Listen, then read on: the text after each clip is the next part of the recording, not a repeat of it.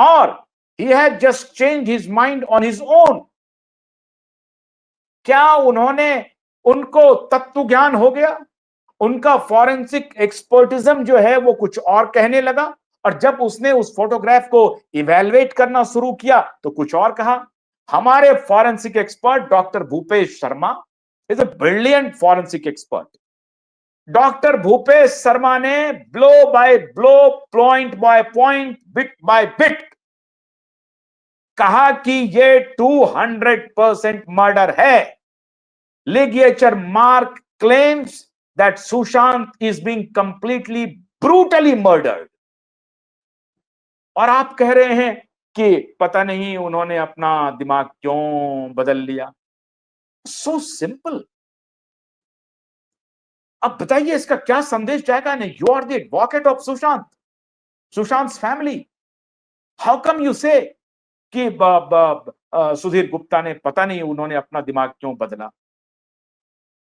आपको कहना चाहिए कि उन्होंने जो दिमाग बदला है तो उनको कोर्ट के परिसर में खींचूंगा, घसीटूंगा, उनसे यह सवाल करूंगा कि जब आपने खुद मुझे यह कहा था कि ये 200% मर्डर है, तो फिर आपको कहां से यह इल्म हो गया? फिर आपने ये कैसे कह दिया कि यह मर्डर नहीं है? ये दिमाग बदला कैसे? ये एरर हुआ क्यों? और अगर एरर के कॉरोबोरेटिव फैक्ट्स उन्होंने पेश नहीं किए तो आपको यह कहना चाहिए था कि अगर वो संतोषप्रद उत्तर अपने एरर ऑफ जजमेंट का नहीं दे पाए तो उनको in the court of law घसीटा जाएगा, ये आपको कहना चाहिए था। आपने कहा पता नहीं उन्होंने अपना माइंड क्यों बदला। It shows that you are not confirm. It shows somewhere that कि आप क्यों ऐसा सोच रहे हैं? You are a brilliant lawyer, you are a brilliant advocate, but मेरा ये आपसे सवाल है और पूरे देश का ये सवाल है कि आपने ऐसा क्यों अपने साक्षात्कार में कहा कि पता नहीं उन्होंने अपना दिमाग क्यों बदल दिया? आपका उत्तर यह होना चाहिए था, being an advocate of the client, आपको यह कहना चाहिए था कि मुझे लगता है कि उन्होंने अगर अपना स्टेटमेंट बदला है तो स्टेटमेंट का आधार अगर उन्होंने संतोषप्रद नहीं बताया तो उनको जवाब देना पड़ेगा। यह आपका उत्तर होना चाहिए था। इससे क्या होता? इस उत्तर से जो सुशांत के प्रशंसक हैं और जो न्याय की आस में लड़ाई लड़ रहे हैं उनको हौसला मिलता। और उस हौसले, आप कहेंगे कि हौसले का क्या सिग्निफिकेंस है? हौसले का सिग्निफिकेंस यह है कि ठाकरे गैंग में हड़कंप मचता। हौसले का सिग्निफिकेंस यह है कि जो गुनहगार हैं उनकी नींद हराम हो जाती। हौसले का सिग्निफिकेंस यह है कि वो गुनहगार दोबारा इस तरह का गुनाह नहीं करते। These are the significances of your statement, simple statement। आप जब देते हैं तो हौसला मिलता है। आज क्यूबाइब अगर लड़ रहा है तो एसएसआर वॉरियर जो हमारे न सिर्फ दर्शक हैं, हमारे समर्थक हैं, वो आस जगाए हुए हैं। ऑन द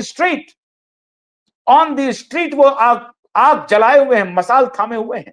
हमारे lawyer in the court of law और हम मीडिया के माध्यम से यह सूचना जन जन तक पहुंचा रहे हैं। इस तरह से ज्वाइंट फाइट चल रहा है। विकास जी, मैं हैरान हूं विकास जी, आपने इतना सिंपल उत्तर क्यों दिया?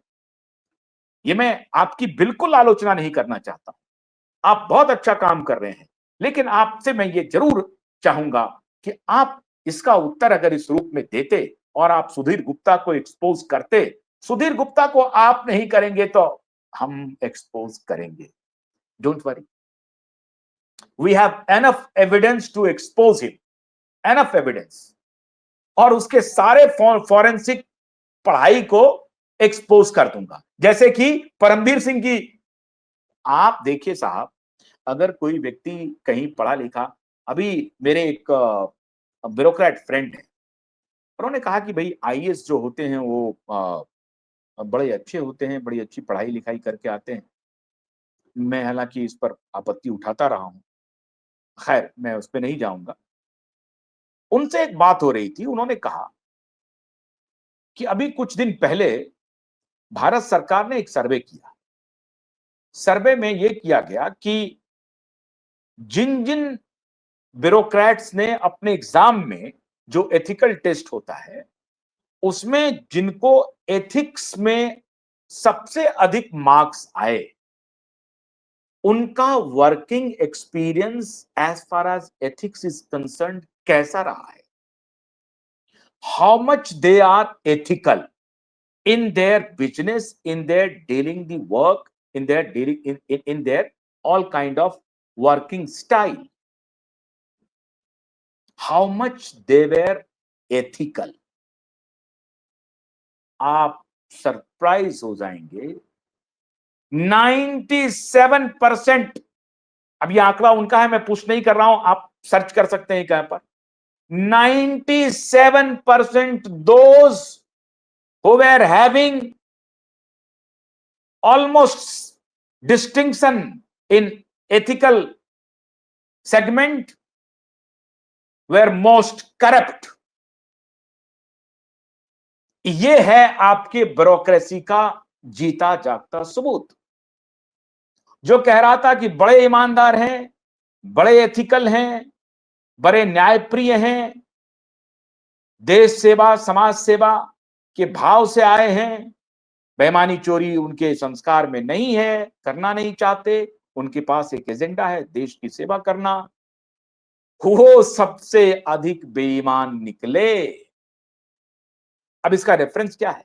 इसका रेफरेंस ये है कि उसी पुलिस सर्विस में परमवीर सिंह भी हो सकते हैं, उसी पुलिस सर्विस में सचिन बाजे भी हो सकते हैं, और उसी मेडिकल प्रोफेशन में सुधीर गुप्ता भी हो सकते हैं, उसी मेडिकल प्रोफेशन में कूपर हॉस्पिटल के पोस्टमार्टम करने वाले डॉक्टर भी हो सकते हैं, उसी हॉस्पिटल में वो डॉक्टर भी हो सकते हैं जिन्होंने दिशा का पोस्टमार्टम किया, जिनके पोस्टमार्टम को क्यूबाइब नेटवर्क ने सबसे पहले एक्सपोज किया और उसके बाद पूरी मीडिया ने किया, एक्सपोज किया, धूल धूसरित कर दिया, उनकी बेईमानी, उनकी चोरी, उनकी मक्कारी, उनकी धूर्तता को पूरी तरह से एक्सपोज किया। इसलिए सुधीर गुप्ता जी आपकी मक्कारी को एक्सपोज, और ध्यान रहे मैंने अपने जीवन के पत्रकारीय अनुभव में मेरे बहुत सारे मित्र डॉक्टर फ्रेंड बहुत अधिक हैं, ब्यूरोक्रेट्स भी हैं, पुलिस तो है ही है, तो ये सारे पुलिस ऑफिसर, सारे डॉक्टर्स फ्रेंड ने कहा कि ये जो सुधीर गुप्ता ने जो रिपोर्ट दी है इसको डस्टबिन में उठा के फेंक देना चाहिए, and if this report has become the basis of closure report then you should throw this closure report to dustbin. ये है वर्बेटम हमारे बहुत सारे पुलिस ऑफिसर्स का। अब चीफ सेक्रेटरी को रिप्लाई फाइल करना है रिया चक्रवर्ती के इन्वॉल्वमेंट पे, चीफ सेक्रेटरी को रिप्लाई फाइल करना है, पोस्टमार्टम रिपोर्ट पे पोस्टमार्टम रात्रि में क्यों हुआ, एफआईआर दर्ज क्यों नहीं किया जा रहा है, सचिन बाजे को आदेश हाई कोर्ट का 16 वर्ष से सस्पेंड, फिर किसके आदेश पे सचिन बाजे को रीइंस्टेट किया गया। अब मैं हैरान हूं कि ऑनरेबल चीफ सेक्रेटरी इन सारे सवालों का जवाब कैसे देंगे, क्या देंगे, मुझे बड़ी बड़ी पीड़ा हो रही है, बहुत अफसोस हो रहा है, बल्कि मैं उनके प्रति संवेदना रख रहा हूं कि बेचारे फंस गए, करें तो करें क्या, इन बेईमानों के चक्कर में वो बेचारे फंस गए।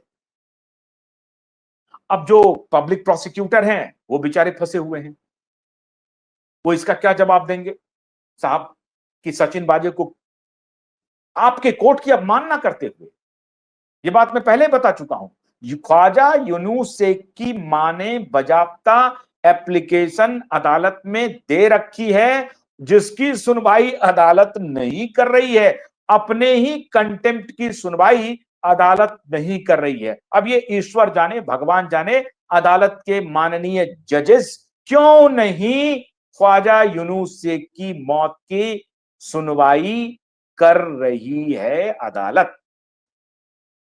अब ये हमारे माननीय मुख्य न्यायाधीश समझें, जाने, नहीं जाने, ये उनका प्रेरोगेटिव है। लेकिन अपने ही अदालत के कंटेम्प्ट की सुनवाई जो अदालत नहीं सुन रही है, उसके बारे में माननीय चीफ सेक्रेटरी क्या रिप्लाई देंगे, मैं तो सोच सोचकर हैरान हूं। कौन सा दिमाग वो अप्लाई करेंगे माननीय